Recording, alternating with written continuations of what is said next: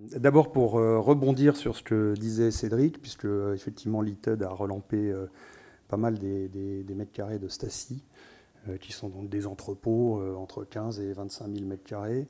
Effectivement, l'économie est immédiate.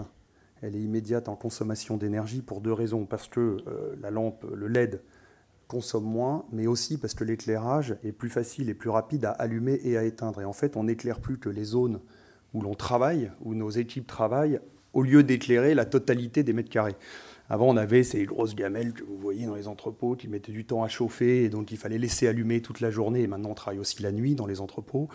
Et on a maintenant une vraie capacité à éclairer uniquement les zones où il y a de l'activité. Et donc, ça contribue effectivement à une baisse de la consommation qu'on a mesurée, qui est entre 50 et 75%. Donc, c'est très significatif. Après, il reste en France de la réglementation aussi. C'est un petit sujet, il n'y a pas de politique, me semble-t-il, dans la salle, mais on est encore bloqué par certaines réglementations. J'en ai parlé au MEDEF récemment sur l'invitation de Dominique Scalia. Et en fait, vous avez des pays comme la Belgique où le droit nous permet d'avoir des entrepôts qui sont dans le noir complet et d'éclairer uniquement grâce aux chariots les zones où les équipes travaillent. Et donc, on a encore plus d'économies d'énergie. Voilà, c'était une petite parenthèse, mais pour confirmer que c'est très efficace et effectivement assez facile à financer compte tenu du ROI. Quand on va voir nos fonds d'investissement, nous on appartient à des fonds d'investissement principalement, on a un accord assez rapide, ce qui n'est pas toujours le cas. Pour revenir à Stacy, alors Stacy, d'abord, c'est la société, pour ceux qui ne le savent pas, qui a été fondée par Jean-Pierre Masse. Non, attends une seconde, Jean-Pierre, qui a été fondée par Jean-Pierre, donc il y a une trentaine d'années. Et pour la petite anecdote, donc j'en suis effectivement le CEO depuis 11 ans, il m'a recruté il y a 25 ans, et à l'époque, il ne prenait que des mecs qui avaient déposé le bilan, ce qui était mon cas, en se disant qu'ils n'allaient pas faire la même connerie deux fois. Bon. Et le brief a été assez simple. Mon cher Thomas, tu as un bureau, un téléphone, il faut trouver des clients.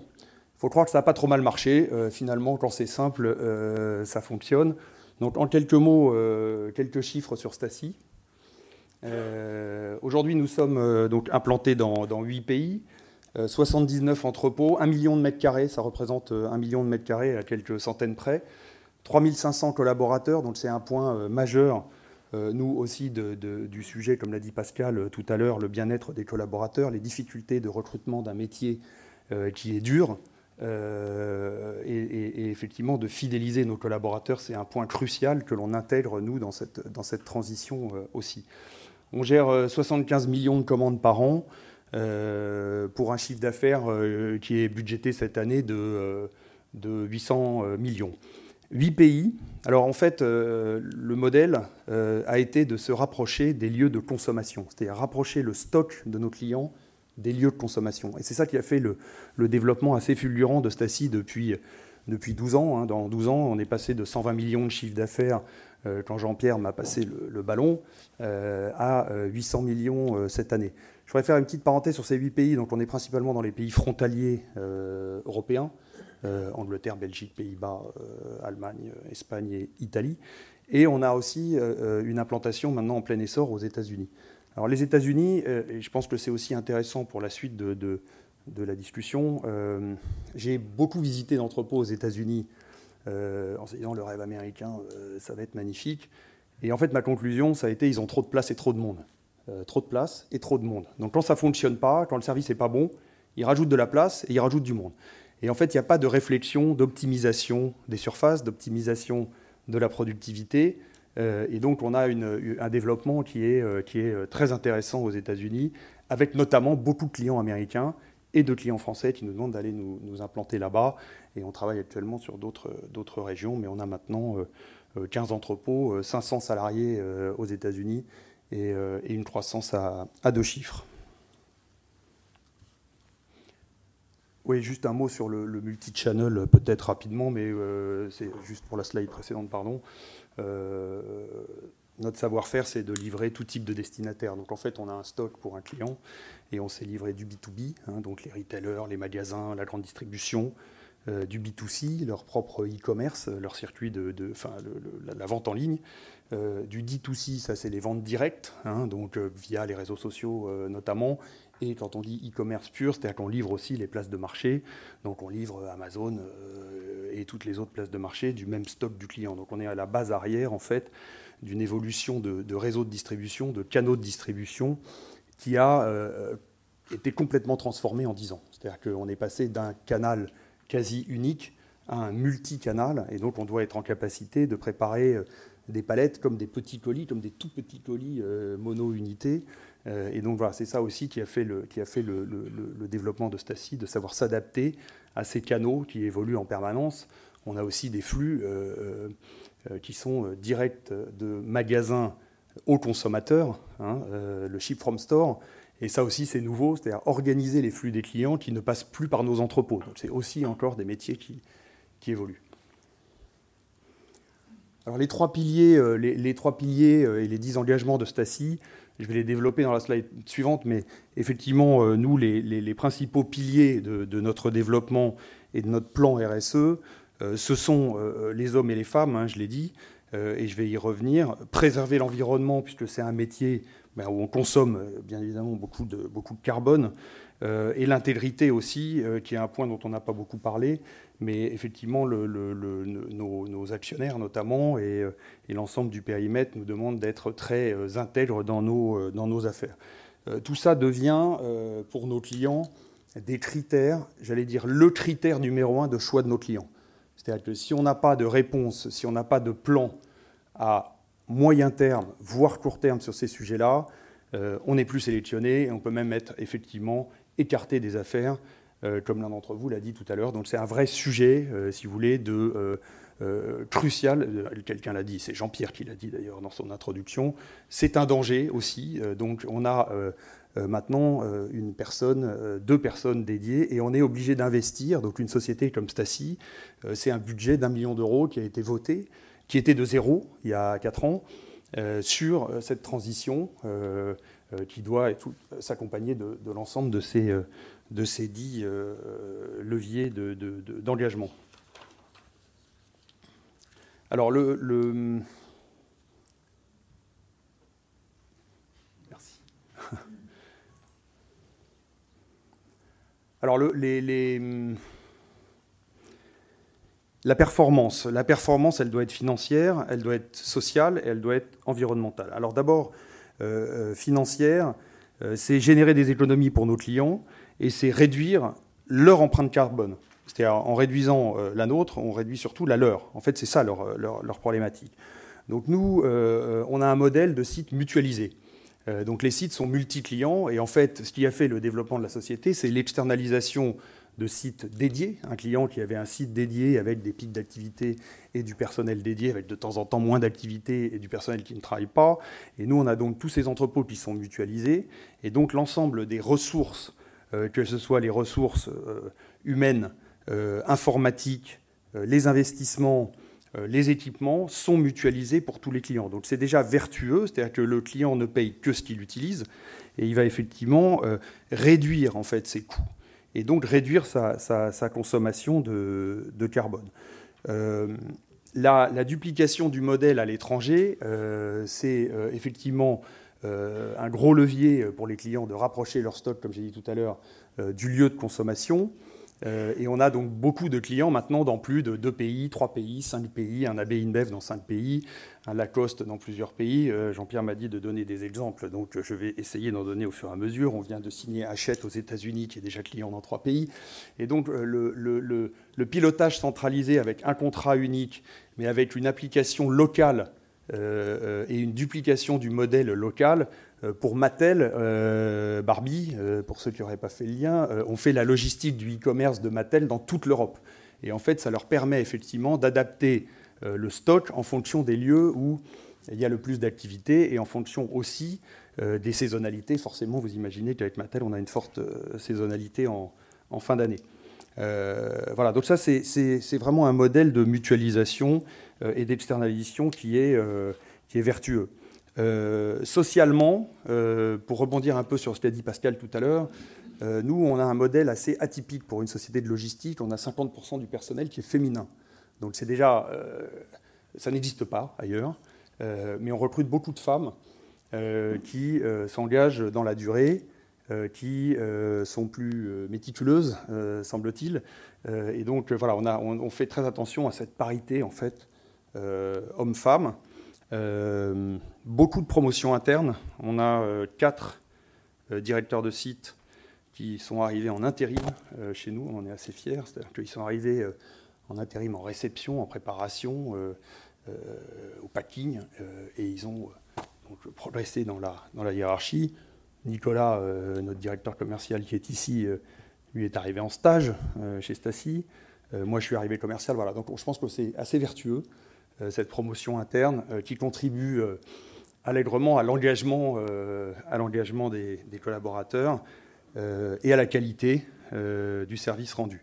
Bon, bien évidemment, on travaille beaucoup sur la diversité. Bon, ça, c'est assez naturel dans nos métiers. Le handicap et la mixité. Pour ce qui est environnemental, écoutez, bon, c'est assez classique, j'allais dire. Recyclage de tous les emballages, l'achat d'emballages recyclés, un plan de transport très spécifique par expédition. Donc en fait, chaque expédition fait l'objet d'une affectation d'un transporteur adapté. Donc on envoie du petit colis par des petits colis, de la palette par des palettes.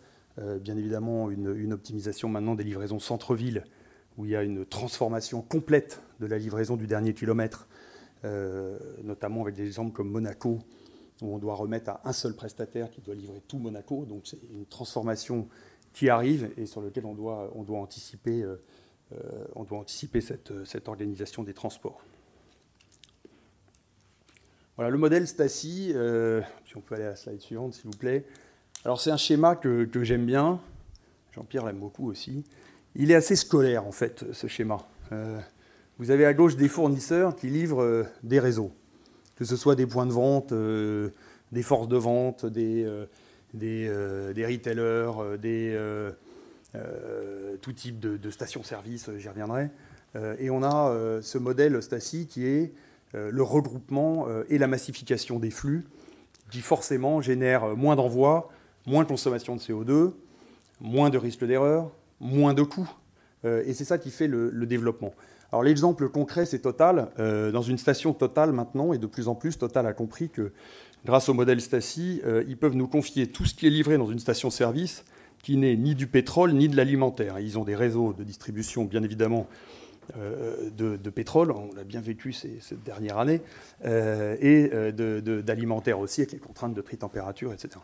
Et dans une station Total, vous avez énormément d'autres produits. Ça se compte en milliers de références, du petit sticker au papier toilette, en passant par les consommables de café, le produit de nettoyage, les jouets qui sont vendus, les cartes Michelin, etc., etc.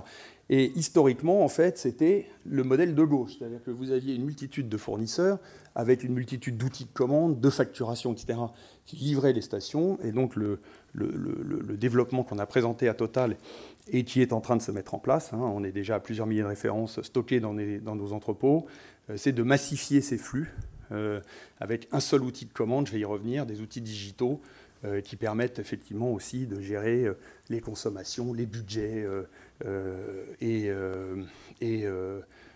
les besoins des stations.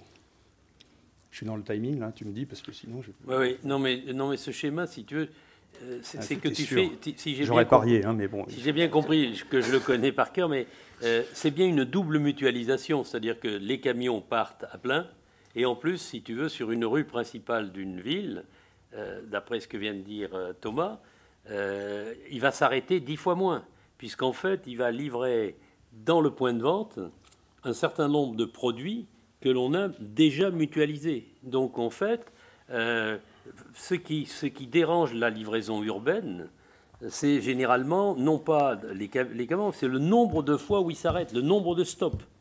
Or, nous, grâce à ce modèle, le camion s'arrête bien moins, puisqu'il va livrer tous les colis, ce que tu as dit, là, les imprimeurs, les machins, les stylos, les stabilos, tous les achats hors production, j'allais dire toutes les merdouilles qui arrive à l'intérieur d'un truc, et qu'il n'y a qu'un seul camion.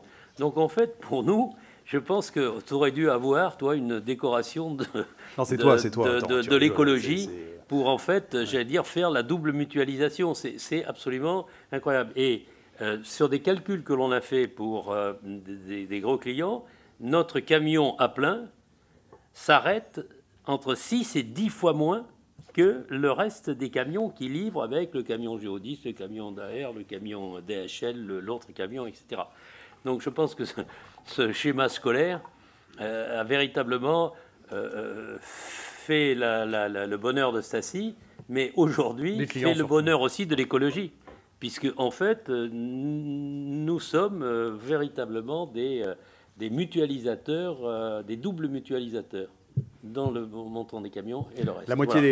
C'est peut-être un peu compliqué, mais pourtant le schéma a l'air simple, mais franchement, le schéma il est simple, extraordinaire. Non, la moitié des camionnettes, la totalité des camionnettes qui livrent centre-ville aujourd'hui en France sont à moitié vides. C'est-à-dire que il va y avoir vraiment une réflexion là-dessus pour consolider les flux. Je ne sais plus quelle était la slide d'après, mais c'est pas très grave. Oui, on va dire que c'est la conclusion. Non, je voulais juste... J'avais 2 petits messages complémentaires. D'abord, l'écologie, nous, ça génère énormément d'opportunités. Donc c'est aussi un point, je pense, très positif pour la logistique. On ne le voit pas forcément, mais on vient de signer plusieurs, je crois 5 clients dans les bornes de recharge. Donc les bornes de recharge, il faut bien les gérer. Il y a des pièces détachées, il faut les installer, etc. Les LED, Lited, et donc nous sommes clients de Lited et inversement, Lited est client de Stacy aussi. La distribution des LED qui doit se faire en temps et en heure, en tout cas je l'espère, sur les lieux de travaux, sur les lieux d'installation. Et donc aussi, on a ces opportunités. Et il y en a beaucoup comme ça. On a parlé tout à l'heure, vous avez parlé des panneaux solaires. Les équipements connectés de la maison, c'est fulgurant. Je prends juste un exemple d'un contrat des robots tondeuses. Ça n'existait pas il y a encore pas longtemps. Et c'est incroyable le nombre de volumes, si vous voulez, qu'on voit arriver de produits connectés dans la maison et rechargeables, quels qu'ils soient, qui ont besoin aussi de logistique. Après, on a les gourdes en aluminium. Alors ça, c'est aussi un truc assez incroyable. Ça prend un peu de place. Les cendriers de poche, etc. Après, le dernier message, c'est le digital au service de la logistique. Alors nous, on a une web agency intégrée. On a environ 500 boutiques en ligne où les clients commandent leurs produits, tracent leurs commandes, contrôlent leur consommation via des solutions de business intelligence. Donc on associe, si vous voulez, du physique avec du digital et ça offre des solutions clés en main qui ont été déployées très récemment chez Dior à l'échelle mondiale, puisqu'on va livrer tous les magasins Dior qui commandent sur nos outils en ligne. Et avant, il y avait plusieurs plaques et différentes organisations avec des fournisseurs. Donc on a toutes ces solutions digitales et juste une complémentaire auquel on n'avait pas pensé et qui est arrivée, c'est l'IA. Alors, nous, ce n'est pas le chat GPT, mais c'est l'IA. Et en fait, on a déployé avec une start-up aux États-Unis, à New York, une solution d'IA qui fait que l'opérateur, quand il prépare sa commande, est filmé par une caméra. Ils ont donné leur accord, on n'a pas le droit de filmer le visage, mais on filme les mains. Et c'est 0 erreur. C'est-à-dire que le système d'IA, ça n'a pas coûté très cher d'ailleurs, c'est assez étonnant. Moi, je m'attendais à des centaines de milliers d'euros. Ça a coûté 50 000 euros ou dollars, peu importe. Mais l'opérateur, maintenant, est contrôlé dans ses mouvements. Et s'il met le mauvais produit dans le colis, s'il met trop de produits ou la mauvaise étiquette, ça lui fait une croix rouge. Donc, c'est taux d'erreur 0. Et en plus, on a filmé le contenu, ce qui veut dire que s'il y a une réclamation, on envoie la photo du contenu du colis aux gars qui réclament, puisqu'il y a quand même des professionnels, notamment dans le e-commerce. Et donc, voilà, le taux de réclamation baisse de façon assez fulgurante. Donc, on a tous ces outils qui viennent en complément, si vous voulez, optimiser la productivité, donc optimiser les coûts, donc optimiser la consommation de CO2.